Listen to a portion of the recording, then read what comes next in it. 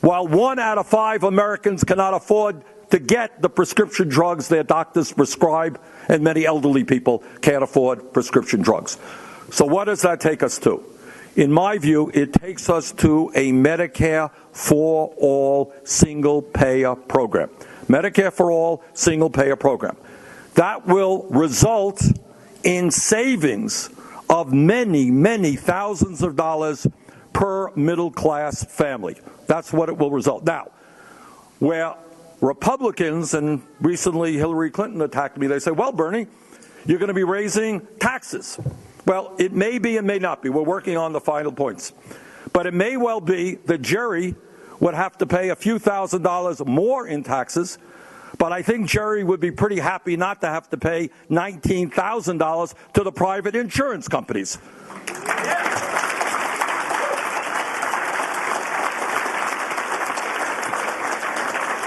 So a Medicare, we have, again, by far, per capita, the most expensive health care system in the world.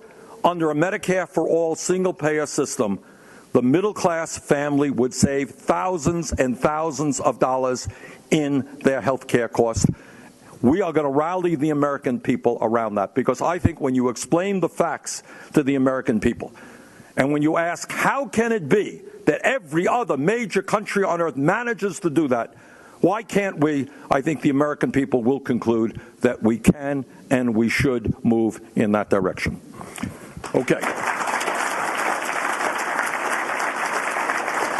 Your side? Okay. Yep. Hi there. I don't know if this is on. Yeah, it's on. Okay. My family is largely from Wisconsin, and we're a very strong union family. In Wisconsin, they worked hard on the recall of Governor Walker, and ultimately were defeated. Our state here, our governor here is doing about the same. He's taking a lot of notes from Wisconsin. I just wanted to say my family, and I'm sure a lot of other families in Wisconsin, felt very defeated after that recall. We felt very underrepresented, and you announcing your candidacy has given us a resurgence of hope, and I just wanted to thank you for running.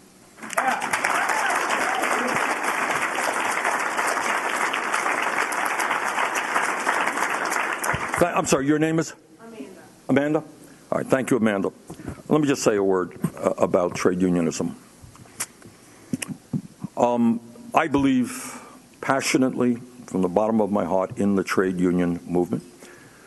I believe that working people, that if you are negotiating with a company, if you're one person out there, you have very little power in terms of demanding decent wages and decent working conditions. But when people stand together and negotiate and collectively bargain, they have a shot at getting decent wages and decent working conditions. And all of us, by the way, owe a deep debt of gratitude to the trade union movement over the last very long, decade after decade, fighting for not only trade unionists, but for all people in the working class and the middle class in this country.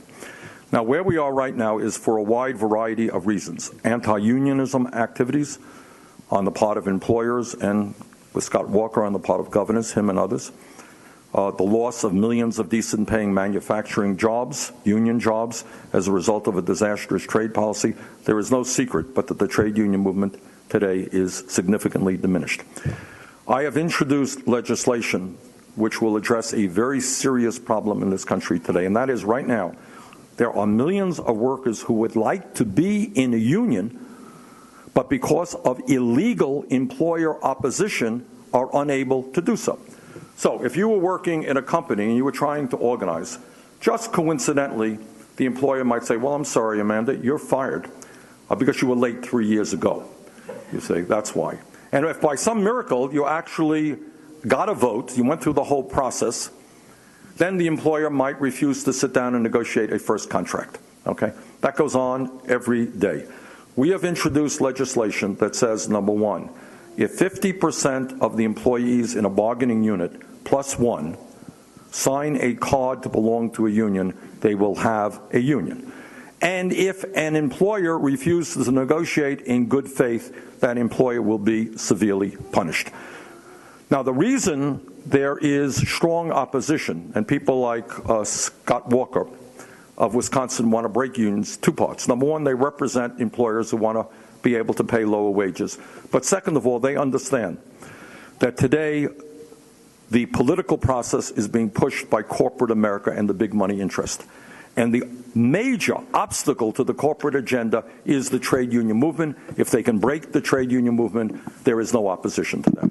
So count me in as somebody who believes very strongly in trade unions, proud to have the support of millions of union members in this campaign.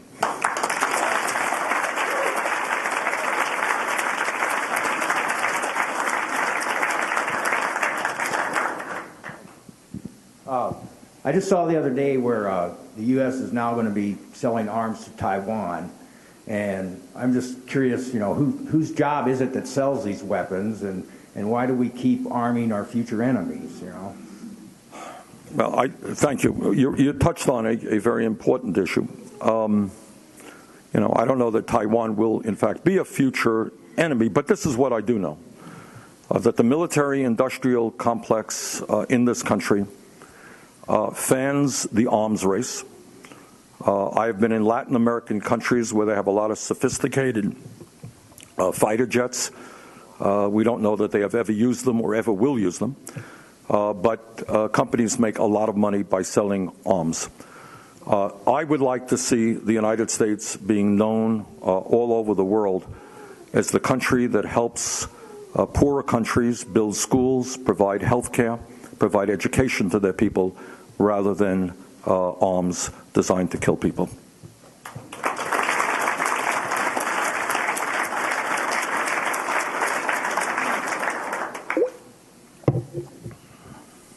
Yes, ma'am.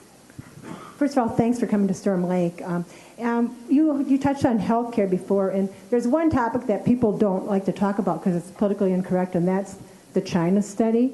And I read that book about 3 years ago, and it completely changed my life because of it advocates a whole plant diet, pretty much. But it's not. It changes the environment. It changes agriculture. It changes healthcare. It changes everything. But it changes habits that people don't want to change, and it's kind of amazing what it can do for people. And I'd like you to talk about that. Sure. When we talk about health care, I'm sorry, your name is? Andrea. Andrea. When we talk about health care, obviously it means that if you get sick, you have to have access to the best possible health care, regardless of your income. But I think what Andrea is touching on is a more important issue, and that is, how do we create a healthy society so that people don't get sick? How do we do a better job in disease prevention? And there are a lot of aspects to that. Before I even get into the food issue, I think, Andrea, you may know that in many low-income communities all over this country, there are people who are suffering from a variety of environmental illnesses. Way back when I was first elected, I managed to get something through called a cancer registry, National Cancer Registry, which will pinpoint those communities which have higher incidences of cancer than other communities, and we can try to figure out why that is so. And a lot of that has to do with environmental factors. So if we're talking about health, we want to make sure that our environment is clean. Now, Andrea raises another issue, a very important issue about food. And we know that the major food companies do not stay up nights worrying about the health of our children. And we also know that we have a major obesity epidemic in this country because a lot of kids are eating a lot of junk food with huge high calories, drinking a lot of very sweet soda, and so forth and so on. So I'm not going to go into this or that particular diet, but I think, and by the way, I want to congratulate Michelle Obama, who has focused on this issue, trying to make our country understand the relationship between food and disease. I will also add to that, if I could, Andrea, that I was chairman of the Veterans Committee for a couple of years and worked with the VA, trying to move toward some Eastern-type medicine. So it's not just, for example, acupuncture and yoga and meditation turn out to do a lot of people a lot of good. And it's not just a question of prescribing pills to treat for a variety of illnesses. So I think we have to look at healthcare in a very comprehensive way. How do we prevent disease? How do we treat those people who are ill? What other approaches are there out there that demonstrably have worked. Thanks for the question. Senator. Okay. Hello. So another young millennial home for Christmas. So I joined the military as a junior engineering officer, and I see defense contractors wasting millions of dollars every day as a part of my duties, ensuring that they deliver what they're supposed to. How do you plan to ensure that, to hold them accountable for the mistakes that they make, while also ensuring that military families aren't shortchanged with the cuts to the defense industry? That is a fantastic question. What is your first name? Chris. Chris. All right. Everyone hear Chris's question? Brilliant question. He's right on. We did a study ourselves on this issue. What Chris is saying is that in a variety of ways, the military-industrial complex and the large defense contractors are ripping off the taxpayers of this country.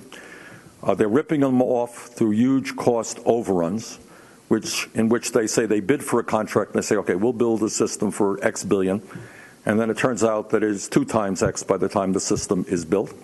It turns out that there is illegal activity. Virtually every major defense contractor, Chris, has been charged with fraud or has reached a settlement with the government and paid heavy fines for ripping off taxpayers. And that's with minimum, I think, oversight, to tell you the truth. I think the situation is probably worse than that. I think you have seen people with very different points of view, like John McCain and myself and others, who are determined to end that type of waste and fraud and abuse. Give you one more example. This is an interesting story, ironic story. The day before 9/11, I think it was September 10th, 2001, some guy who I have nothing in common with, Donald Rumsfeld, then Secretary of Defense, okay, he gave a speech, and he said that there are trillions of dollars in the Department of Defense that we cannot account for. That was Rumsfeld. That was the day before 9/11. That speech never got a whole lot of attention. Okay? Right now, the Department of Defense, to the best of my knowledge, is the only agency of government that cannot sustain an independent audit. So if you go to them and say, okay, how many private contractors do you have? Well, we really don't know. We can't tell you. It's so complicated. It's such a huge, complicated system. So I believe that when we talk about making government cost-effective and protecting taxpayers, it doesn't simply mean cutting Medicaid and food stamps. What it does mean is taking a hard look at an agency which receives about $600 billion a year, where there is an enormous amount of waste and fraud. And Chris, that is exactly what I will do. We are going to take a very hard look at that. And the other side of the equation is that while there's massive cost overruns for defense contractors, we got deployment after deployment for our soldiers, and we have military families getting food stamps. So maybe we want to change those priorities. How's that? Okay. Okay. All right, I think we're going to have to hit the road pretty soon. Maybe one last question. Senator Sanders, thank you very much. Before I start my question, in the spirit of full disclosure, I serve as the citizens on the U.S. Trade Representative Citizens Advisory Committee for Agriculture. And we're in the agriculture part of the world. And Ambassador Froman, Secretary Vilsack, who I'm good friends with, are going to tell us that TPP is a good deal for agriculture. I actually wrote the dissent on the report that was sent to Congress. TPP is bad in a number of ways. And if you could elaborate on how bad that is, not just for agriculture, right, but for our economy. Okay. Thank you very much. I have believed ever since I've been elected to Congress, I was elected in 1990, that our trade agreements, NAFTA, CAFTA, PNTR with China, and now the TPP, that primarily these trade agreements have been written by big money interests, corporate America, agribusiness, pharmaceutical industry, okay? And I voted against all of them, and I'm helping to lead the effort against the TPP. Specifically, what about the TPP? Number one, American workers in the TPP are being asked to compete against people in Vietnam who make 56 cents an hour minimum wage. 56 cents an hour. I was in Vietnam. People are very, very hardworking. I like the people of Vietnam, so I'm not anti-Vietnamese. But I do believe that it is unfair to American workers to have to compete. You know, when Donald Trump talks about, you know, keeping wages low in America, what he is talking about is that if we don't have low wages here, all the jobs are going to go to Vietnam. Well, I think there is another solution to that problem. I don't think we should be engaging in a trade agreement which forces American workers to compete against people who are making pennies an hour. This trade policy forces our workers to compete against Malaysia, who treat many of their migrant workers almost as indentured servants with no rights at all. All right. So from a worker point of view, companies should not be able to leave America and go to low-wage countries and throw out people out on the street. Issue number two, just one more issue, two more issues. Second issue is you have the pharmaceutical industry, very, very powerful. Their goal today and always is to make sure that you pay the highest prices in the world, and people all over the world pay very high prices. That is their goal, and that's why 3 companies make $45 billion in profits last year. What they have fought for in the TPP is a variety of approaches which maintains the intellectual property of their drugs as long as possible, so that poor countries cannot convert those drugs into generics, and people who are desperately poor will have to pay outrageously high prices for drugs. Third issue has to do with the relationship between government and corporate powers. Give you one example. There are countries around the world that are working very hard. It's called invest-the-state process. Are you familiar with that? And here's what that is about. You have a country, Uruguay actually is the country. Interesting, sorry, Uruguay, a tiny little country. Turns out that the president of their country was an oncologist, very concerned about cancer, worked very hard to figure out how he could prevent children in his country from smoking. So they put labels, big labels on cigarettes, warning kids, doing everything that they could to prevent children from smoking. You know what? I think that's a pretty good idea. They were sued, Uruguay was sued and taken to a third-party court because they were threatening the future profits of Philip Morris. How's that?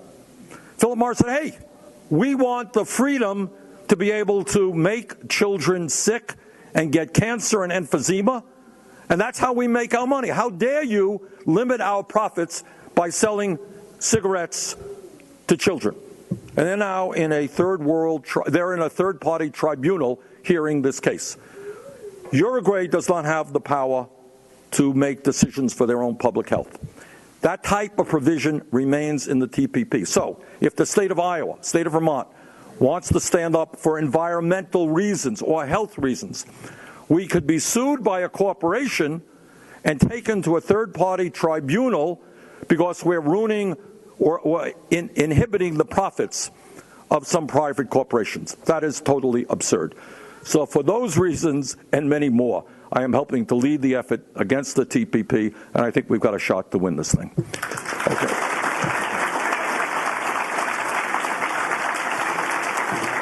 Okay.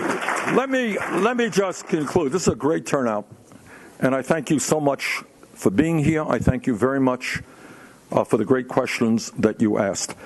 I think we have a real shot to win here with your support in Iowa. We got a real shot to win in New Hampshire. If we win in Iowa, we win in New Hampshire, I think we've got a real path toward victory. And not only electing Bernie Sanders as president, but more significantly, in transforming the United States of America. Thank you all very much for being here.